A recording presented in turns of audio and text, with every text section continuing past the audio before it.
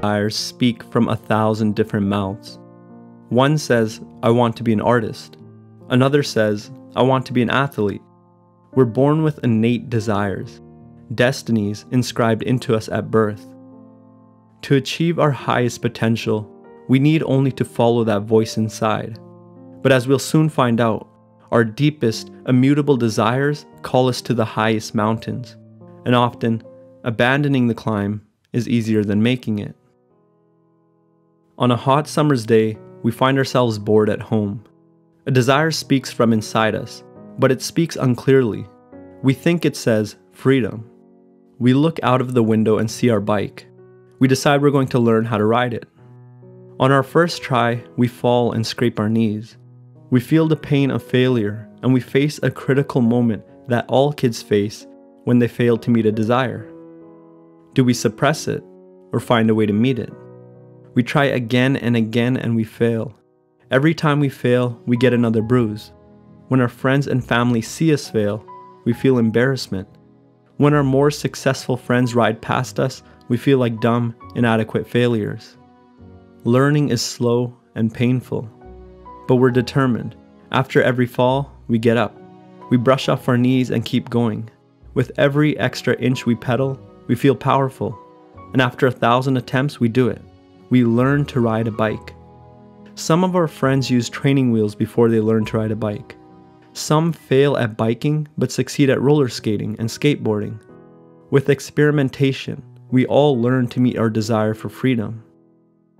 We enjoy our freedom all summer. We feel the wind in our hair, experience the thrill of going downhill, ride over to our friend's house, make our way to the park, and even stop at the convenience store on our way home. But what if we give up? Let's imagine what would happen if we suppress our desire instead. We fall off our bike and scrape our knees. We feel embarrassment. Instead of sticking with our goal, we go home. We lie to ourselves. We say we don't even want to ride a bike because they're overrated. But everywhere we go, we see kids having fun on their bikes. They challenge our worldview. We lie to ourselves again to explain this. We say biking is dangerous and dumb. Smart kids like us don't do dumb things. We use our lies to create a world in which suppressing our desire is justified. With every lie we tell, we move further away from our destiny. The peak of the mountain gets taller and we get smaller. We let the fear and pain of failing the climb prevent us from learning how to do it. We let shame and embarrassment prevent us from trying. We learn to resent those who can climb, and we lie about them too. We get rid of fear, pain, shame, and judgment, but only at the cost of pleasure. But how are we doing in the other timeline, the one where we follow our desires? We learn painfully. We fall and break limbs. We fail, we get laughed at. We fear that the mountain we climb today will be our last. But we never run from ourselves. Every day we pick a peak to climb and learn how to get to the top. We pick peaks that are too high, and we realize we have to start on smaller ones. We try different paths to reach the peak. When others laugh at us, we laugh with them. On dangerous cliffs, the ones that really matter, we pick our partners carefully. We pick friends that pull us up, hand in hand, and not the ones that pull us down by our boots. And our desires keep growing. The mountains get bigger, and so does the potential for danger, pain, pleasure, and knowledge. We gain useful knowledge that we can give to others. We can empower others to reach their own destiny. By becoming strong ourselves, we become the type of person who can make others strong. To achieve our highest potential, we climb the mountain of our desires. Not the shallow desires that change from day to day, but the stuff that's written in our DNA. The desires that sit inside of us as children and call to us and call to us. They always lurk in the background of our lives.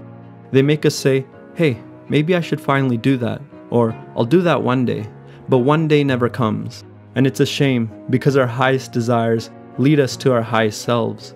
We face danger and feel great pain on the way up. We sometimes feel lonely and abandoned.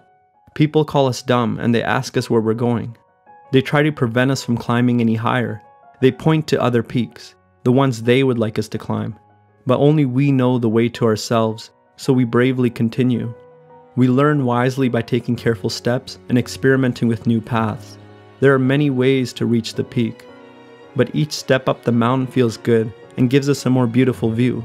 We turn knowledge into power and use it to climb up to the summit of ourselves. And if life is nothing but a mountain climb, we find joy in the climb. And there's nothing more beautiful than the view from the peak.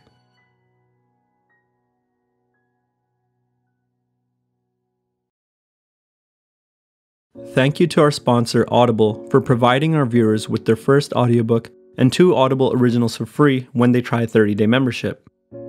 Audible originals are exclusive audio titles created by celebrated storytellers from worlds as diverse as theater, journalism, literature, and more. You can get way more out of your day and empower yourself by listening to audiobooks while commuting or exercising. If you're interested in learning more about achieving your highest potential, I'd recommend listening to Atomic Habits by James Clear. Hey, thank you for watching, and be sure to subscribe because more incredible content is on the way.